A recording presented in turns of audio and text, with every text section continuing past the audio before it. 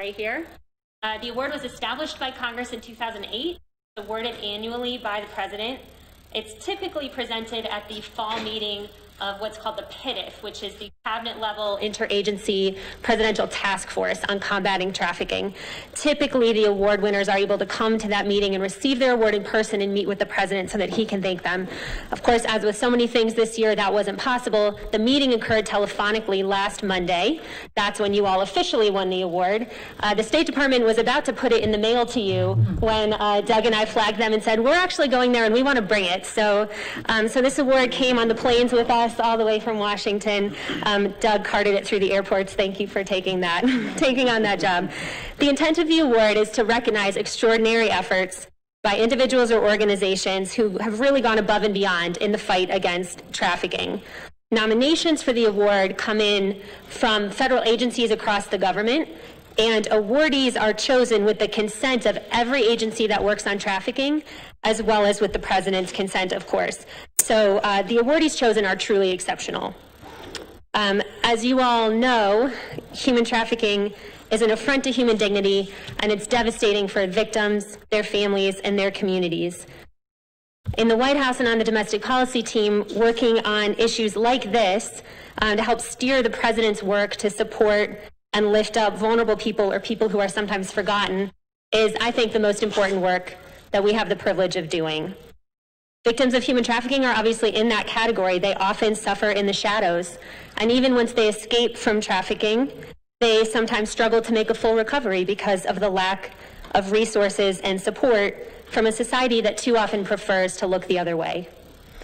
That is why we in the administration are so grateful for your extraordinary efforts to bring this issue out of the shadows, to highlight victims and what they need, to help victims and hold offenders accountable. So why did Navajo Nation win the award this year?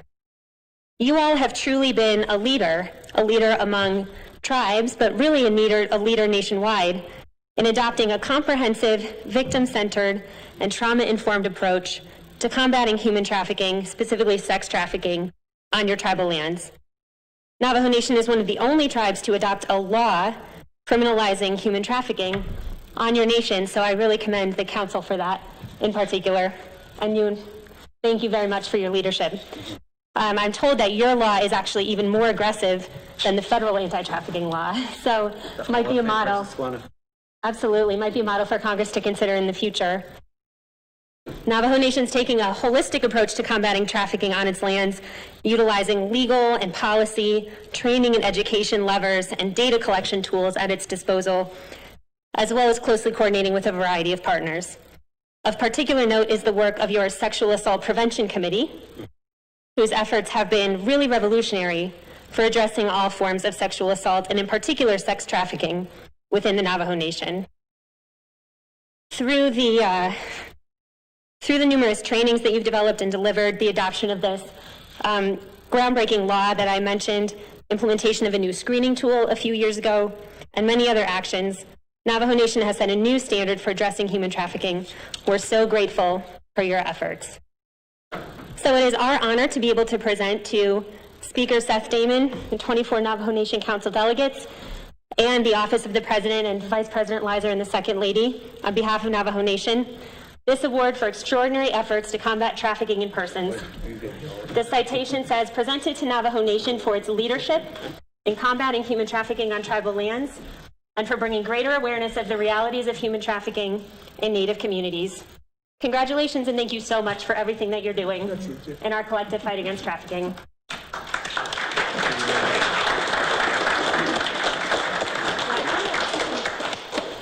Thank you. I literally traveled the globe, all over United Nations in New York, Switzerland, talking about human trafficking on Navajo Nation. I sit on the Arizona Human Trafficking Council co-chaired by Ms. Cindy McCain, Gil Arenta, and many wonderful other individuals. In Toronto, Canada, we've met with the First Nations people and helped them on their human trafficking efforts as well at the 2017 World Indigenous Peoples Conference, WIPSI, which happens every 3 years.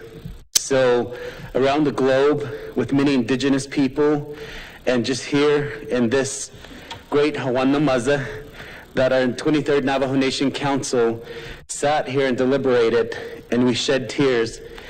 We received reports. One stark fact that we found sitting on the Arizona Human Trafficking Council was, on a slow day, well, let me go back.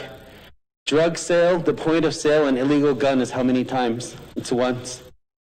But a person, not just gangs or organized crimes, but now our children can be sold on a slow day about 12 times a day in the city of Phoenix. But a few years ago when Super Bowl was there, when we interviewed a young girl, she was, and again, it wasn't just girls, it was young boys.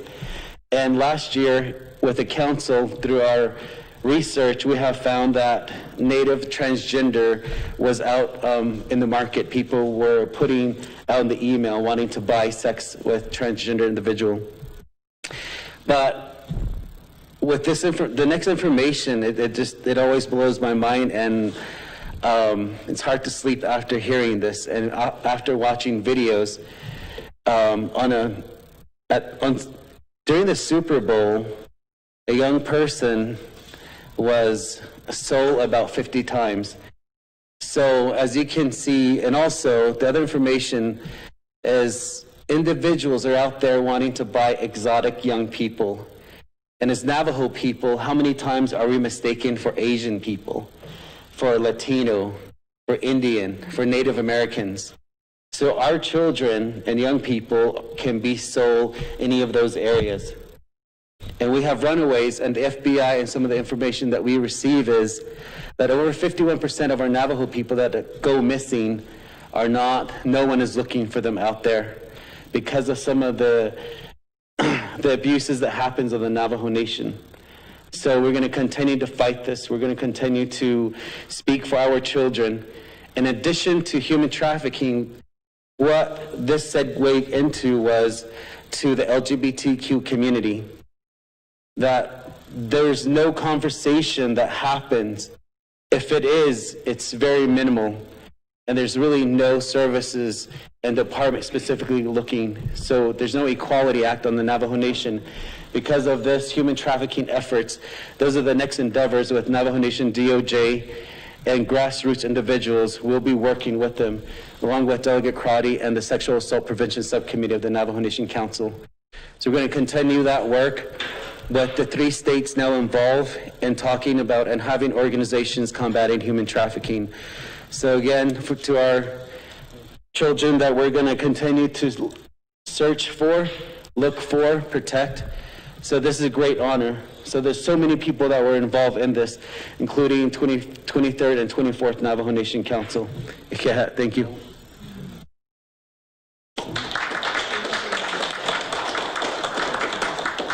All right, thank you. Yeah. Oh. All right. Hope you can find a nice place to hang out. Thank you again for your